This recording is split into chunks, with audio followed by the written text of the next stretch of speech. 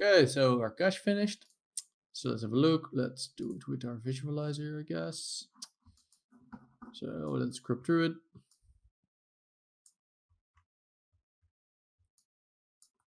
Let's maybe do a playlist or something. So I guess let's go to smooth shaded so we don't have the bounding box, and do something like this. Hold this button so you can pull out the bar, hold this button. Let's do it until frame 175. And I guess let's press start, see what it looks like. It'll take a while to start up and play, as always.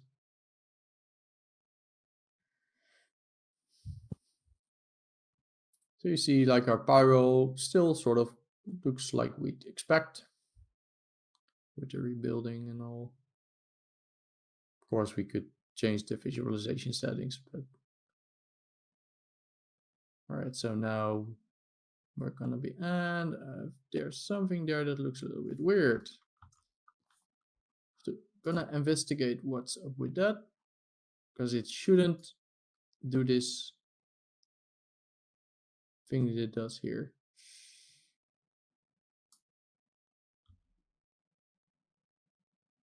So we need to investigate what's up with that. But apart from that, it works. You do see what you got over here at the end. I'm gonna just cancel the flipbook. So what you do see here in the end, you see a lot of flickering and other stuff. That's because right now we're doing a super low resolution flip simulation and pyro simulation.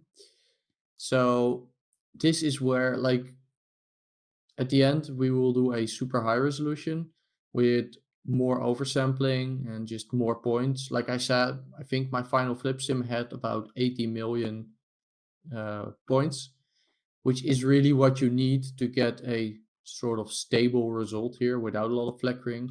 Because remember, like if we just have a look at our points and just go through it. Remember, rebuilding this based on a point cloud.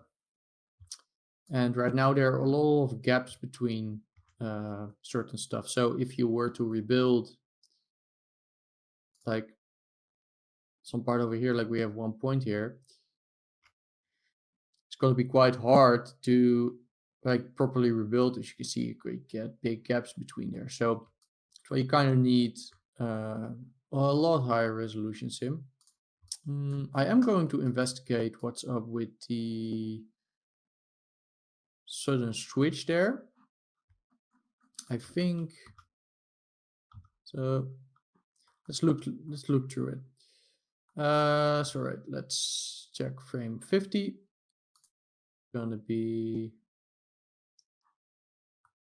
this thing. So 198 points.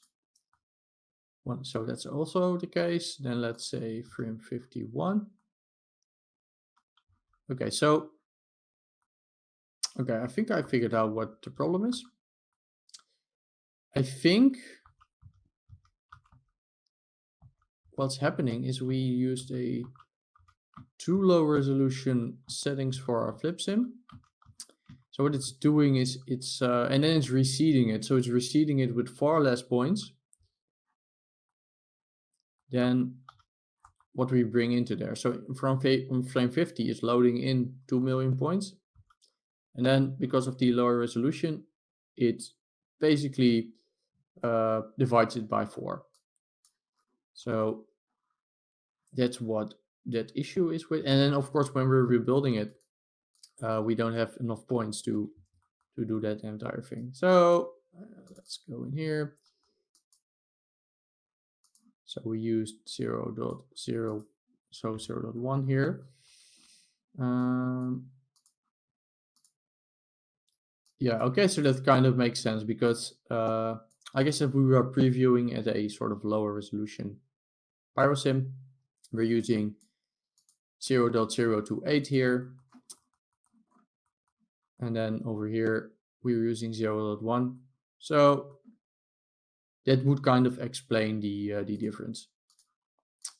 So just to test this out, because it's going to be super slow to kind of do a to do this properly.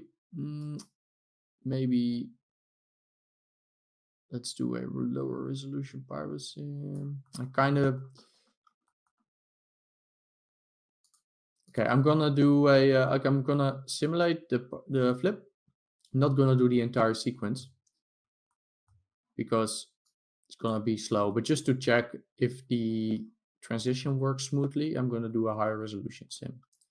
So let's copy this parameter.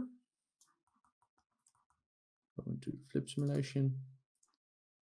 Paste relative references.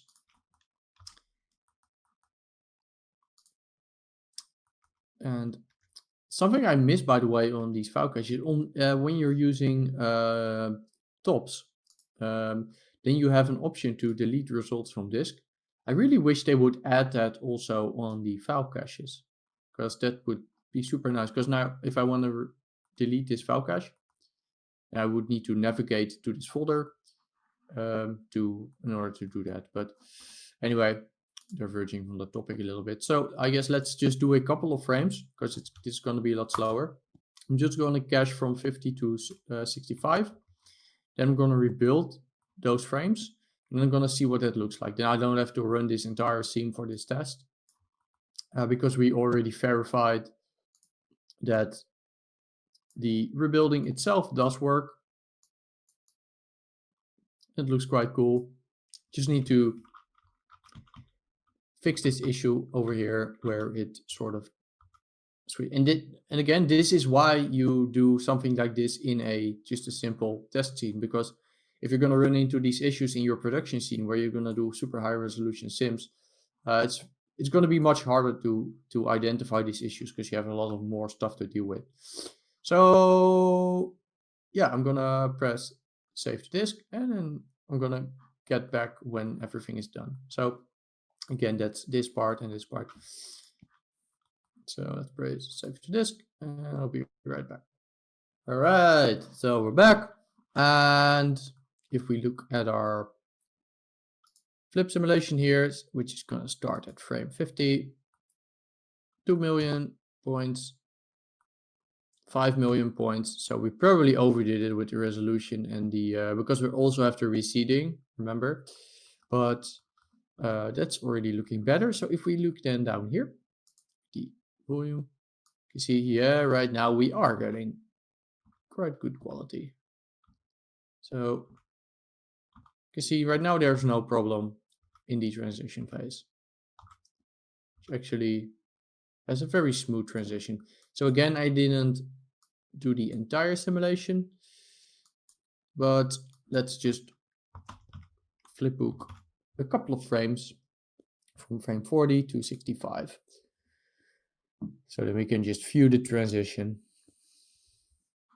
I think I still have the other frames open. Let's just cancel this. Let's make a new flipbook.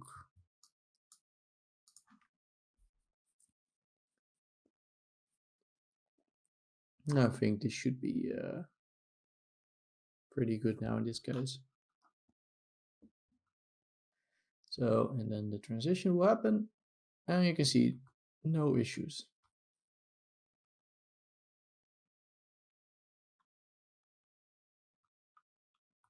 So how cool is that? Dope, right?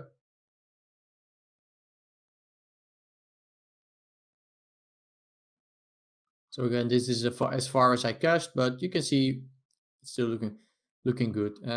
Like over here, where it sort of splooshes away quite far, or here, I mean, you're gonna get these sort of sampling errors. But remember, we will also have motion blur because, again, this also used the velocity. So we do have the velocity. So stuff like that will also just be motion blurred more because this, like if I put my scatter on here and velocity on here, should see it work. We probably need to change the name of the velocity here. Well, dot star Probably need to convert VDP.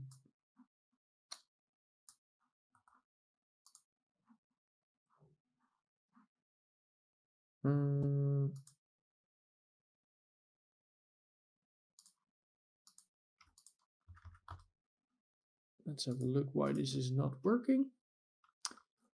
Okay, so we do have an issue here, which we just ran into. So what is oh, that's because, like we already have over here, whoop, this needs to be over there. So let's just disable our cache and then try it again.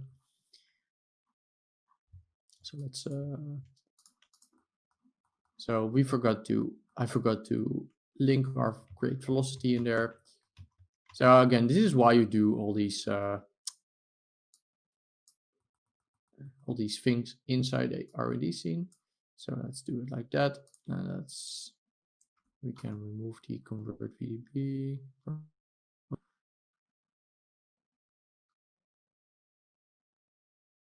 Takes a while to build. Okay, can put this to, can remove this one. Val.start. And there we go. So we should probably scatter some more points so we actually capture this entire thing. So because we want to look at these extra points, right? So let's have a look. Yeah, you can see it's quite a long trail. So we're going to get a lot of motion blur there. And this also looks quite cool. I mean, you could render it like this. So yeah, that's the base effect.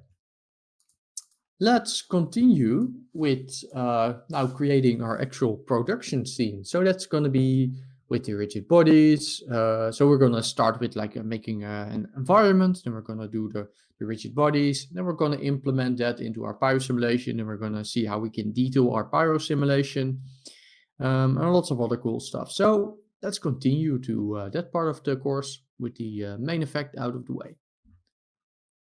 So see you there.